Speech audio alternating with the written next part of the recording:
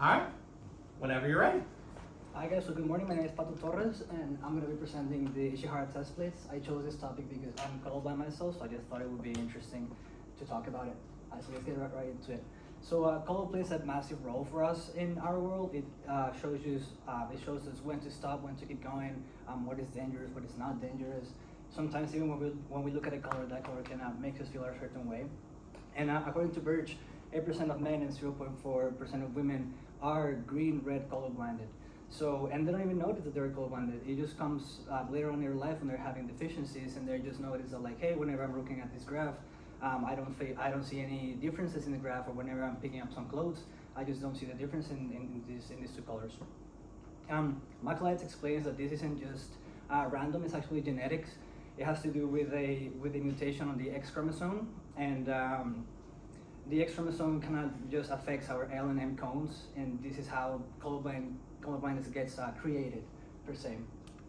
Variability and subjectivity in color perception. So here's where it gets interesting. Even if you don't think that the person who's sitting next to you is colorblind and you don't consider yourself colorblind as well, it doesn't mean that everybody can see color the exact same way. Nobody sees color the exact same way, basically. Which means that variability and subjectivity varies from person to person. With this, nits and nits show that the ratio from L to M cones can vary very widely. Say, for example, you can have 40 L cones per 1 M cone, and you will still thinking that you see color just like everyone else without this thought of you being colorblind crossing your head. Shell and Kingdom add that the brain isn't just receiving color, it actually has to do, it's not like this raw input, it actually has to do a lot with the lighting, the background, and the contrast. So it depends on where you're standing, the angle, how the lighting is hitting you, and all those different factors. And then there's Bretton and his team. They created this simulation in where you could see the world through the eyes of the person who's colorblinded, and vice versa. And this just allowed me to understand how colors can be invisible to some people and how this perspective can actually just shape their narrative. Following to that is the truth, perception, and reality. So my demo, the one I'm going to show you guys here, my demos actually, are the Ishihara plates, and even though they are not at this medical diagnostic level, I would say, they do the trick. They actually do work for me. And the main idea is still there, which is that two people can look at the same image and they just have different experiences. With this, Mayer and his colleagues found that retinal degeneration can drastically alter how someone perceives color and light, meaning that for some person, they can see the actual number or the shape, and someone else to just see a random conglomeration of dots without any meaning to that. Also, Werfer's Becking's remedies show that even subtle damage to the iris, such as like an inflammation, it can affect how the light enters your eye, and then this will also change with the settings of like light, contrast, and background, shifting your perception of the color. Later on is the designing of the plates. These are the materials that I used. I use stain color pencils. Those are the colors that I used. I used a letter size paper, 21.5 times 28 centimeters.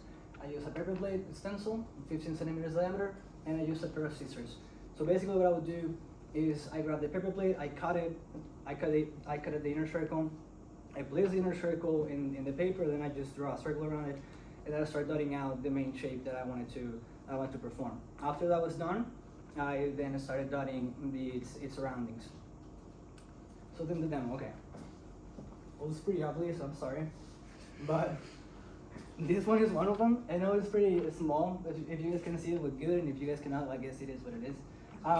Blue and yellow, this one will be blue and yellow, which is tritanopia, and it's 1 in 10,000 people. It's very rare. It's basically just a blue dotted square surrounded by yellow squares. And then these two are pretty much the exact same thing, but somewhat different. I'll explain you guys how. These two are general color weakness, which are basically protoanomaly, deuteranomaly, and tritanomaly. They all trigger like all sorts of kinds of color blindness. And this one is like my name wrote down, and it basically is supposed to trigger you into see, either you can see my full name, or you can just see like some letters like the A and the T, but not the P and the O. So that's this one. And the second one would be, I can actually don't see this one, but like this one is the number 28, and it is made in a way that like you would only see the half of the number, not the entirety of the number.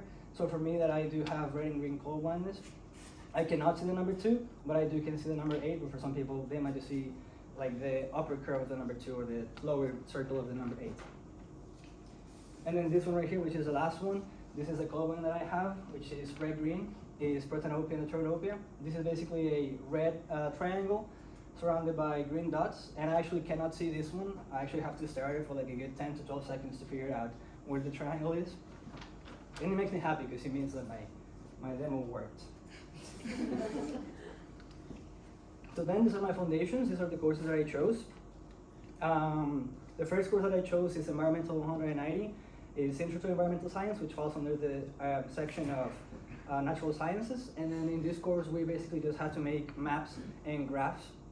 And we had to take into consideration people that have a problem with eyesight.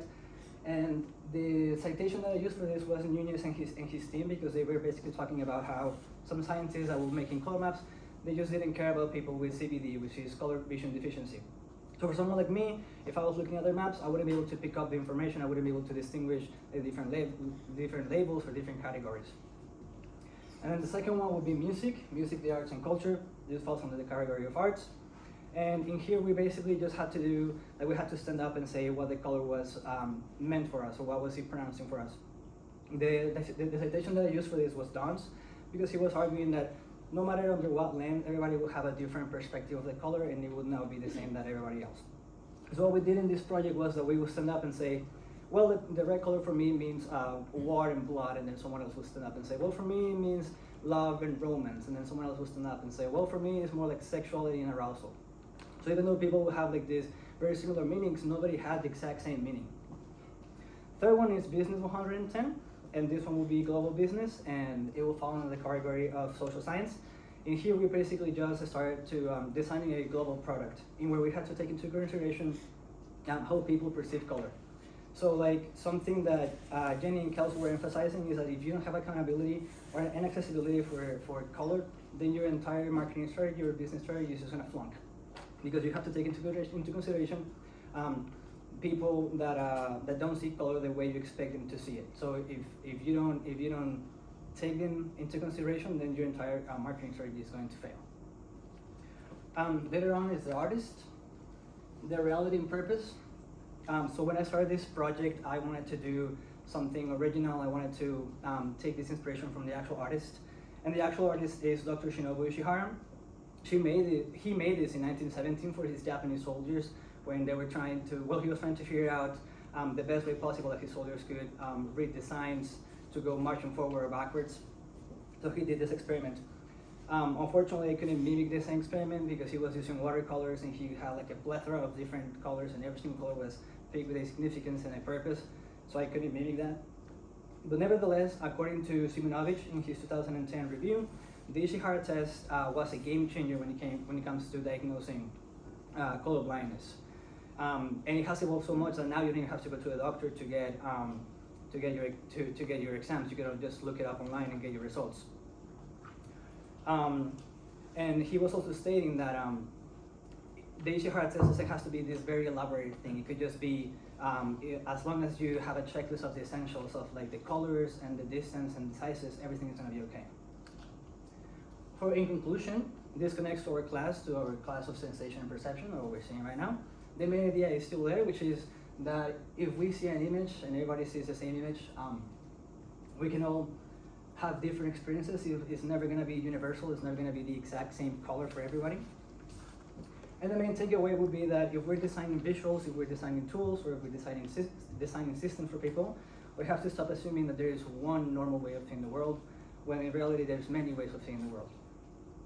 And that's my reference.